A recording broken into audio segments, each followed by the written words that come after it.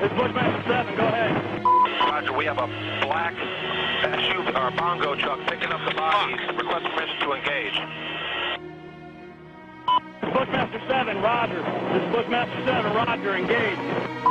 1-8, engage. Clear. Come on.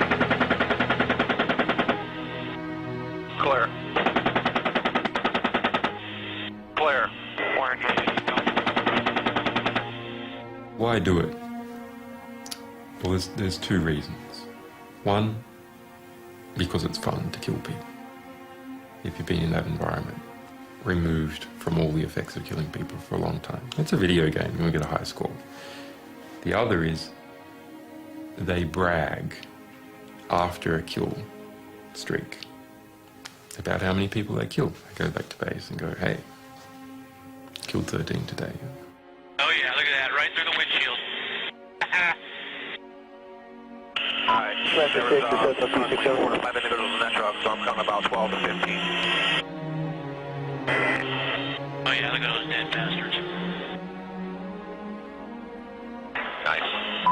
2-6, Crazy Horse 1-8. When the ground troops arrive, they see that there are children in the car.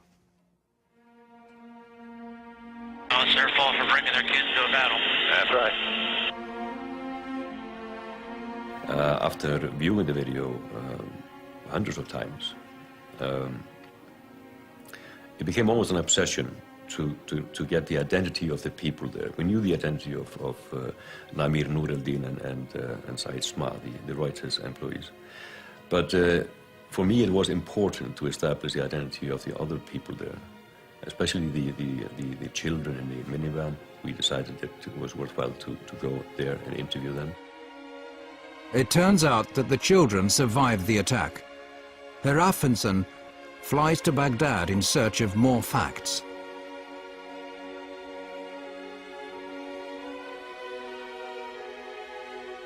Það gerist hér á þessu horni í Al-Amir-hverfinu í austurhluta Bagdad 12. júlí 2007. He traces the whereabouts of the children and shows the helicopter film to the victim's family. يعني يشيل أطفال بالسيارة يعني مسلح هذا ويشيل عائلة يعني ينزل يشوفه يفتح الباب غير هو كاميرات عدة وطيار وهاي غير يشوف يعني مشاعره. I think we could fairly establish fairly well from a journalistic point of view that the reason why the minivan was there was basically a coincidence that the driver stumbled up on the scene. He was driving his kids to a tutorial. يعني زوجي ما سوى شيء غلط، نقض جريح بأنه هو يساعده، بس كانوا أطفاله وياه بالسيارة. يعني شنو مشاعره؟ شو أقوله؟ شنو ذنبه هو من ضربوه وجهاله وياه بالسيارة؟ يعني ما لهم كل ذنب. On the 5th of April 2010, Wikileaks publishes the collateral murder film. The impact is no less than extraordinary. Disturbing footage apparently showing civilians being killed by the US military in Iraq. It was leaked from within the defense community to a website. Ja, det var på sajten Wikileaks som den här kontroversiella videon lades ut. Wikileaks har kallats en maktfaktor i det nya medielandskapet. Och vissa menar att det här är... By putting all their resources into the helicopter video, Wikileaks have managed to attract the attention of some of the biggest players in the news business. This is precisely what Assange needs to help him handle the rest of the leaked US material. I had been looking at this release and studying it and understanding how to come up with a way to deal with such a tremendously large volume of material that would actually not simply drown any one organization. Assange proceeds to contact the New York Times, The Guardian and Der Spiegel. He manages to persuade the chief editors of these globally respected papers to publish his material in a coordinated fashion, with Assange pulling the strings. What is new is us enforcing cooperation between competitive organizations that would otherwise be rivals to do the best by the story, as opposed to simply just doing the best by their own organization. In late July 2010, the Afghanistan reports are published at the same time and day. En av militärhistoriens största informationsläckor väcker starka reaktioner. Well, one of the biggest leaks in US military history has exposed several cover-ups over the war in Afghanistan. The real story of this material is that it's war. It's one damn thing after another. The publication of the material is met with praise as well as strong criticism. The Defense Department demands that WikiLeaks return immediately to the U.S. government all versions of documents obtained directly or indirectly from the Department of Defense databases or records. For the first time, WikiLeaks are now facing criticism that they find hard to respond to. The material includes the names of civilian Afghanis, putting them at risk of being targeted by the Taliban.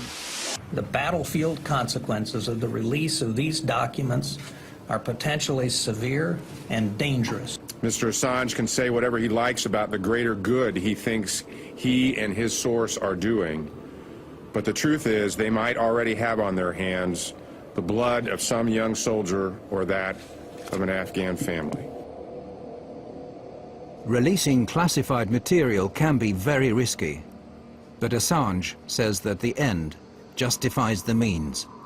We would have had to have released all this material without separating out any of it, or released none.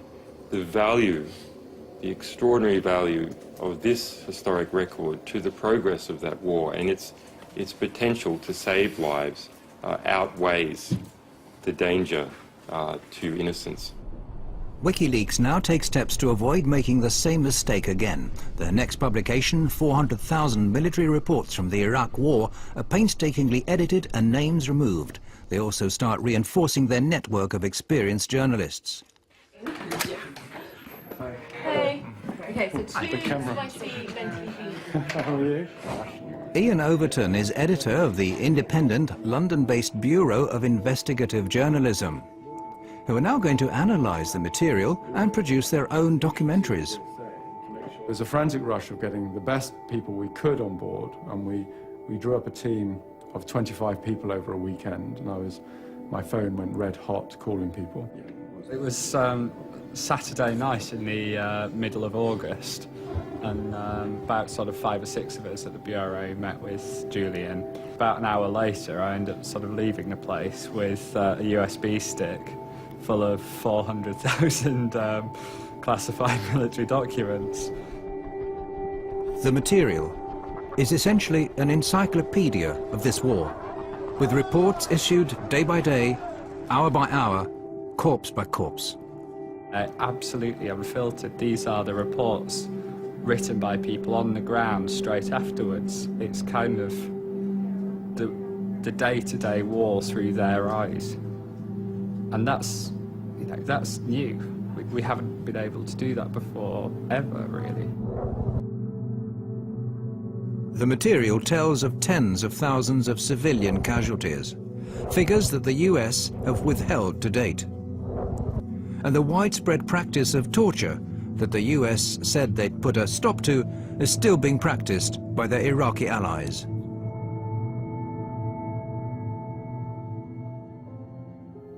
I think there are stories that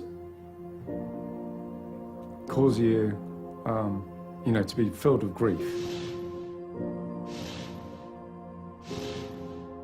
Some are incredibly harrowing. I mean, you do have children tortured to death or shot in front of parents, and it's not material you can read and not be affected by. When I was reading the reports, you read a young American soldier writing in a very, very bureaucratic, anodyne, sterile way about a father who's driving his children back home, and he's going too fast, and they open fire at the car. And the father, fearing that his children will be hit, calls all his children to lie on the floor. All of the children are killed, 3 children. And the way it's written up is, it's called an escalation of force. You know. It's not an escalation of force, it's a killing. It's horrific.